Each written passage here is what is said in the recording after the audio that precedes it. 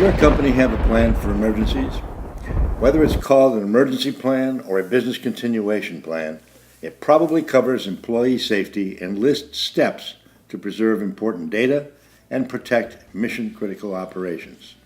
The problem is, only something like 37% of small businesses actually have a workable plan.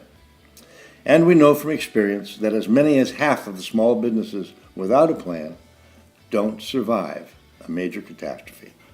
There are a number of reasons. My name is Joe Kruger. Virginia Nichols and I sponsor the Emergency Plan Guide website that helps people improve the odds for survival.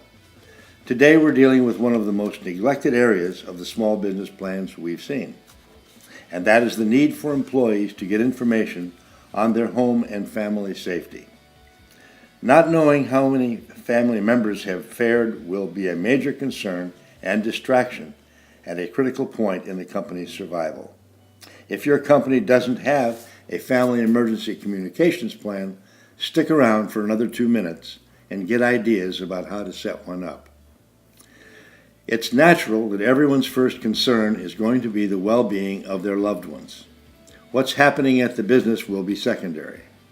People will first try to get in touch with family via phone. In a widespread disaster, phones may be overloaded or out altogether. If people can't get through, they are likely to leave work and try to get home, even if the roads are flooded, bridges are down, or streets are blocked with traffic. Abandoning the workplace can seriously jeopardize the facilities and company assets and put employee lives in danger. A good plan can prevent this from happening. The first step is to provide a means of reporting on damages near the workplace and in areas where different employees live. A simple battery-operated emergency radio like this one can monitor weather and emergency radio broadcasts. It costs less than $50. And it works even when the power is out because it's rechargeable using special batteries, a hand crank, or solar.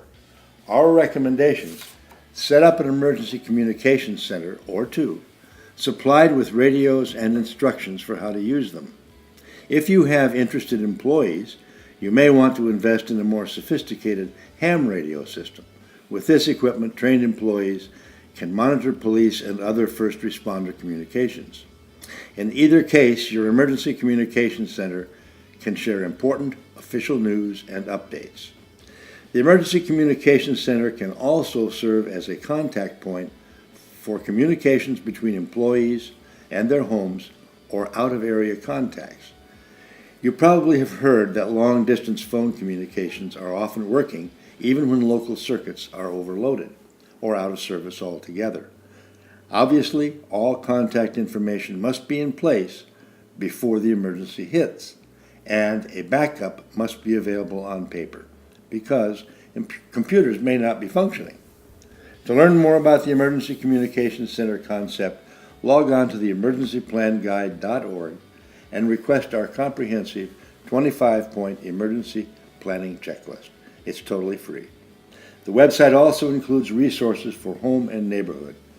This information is presented as a public service.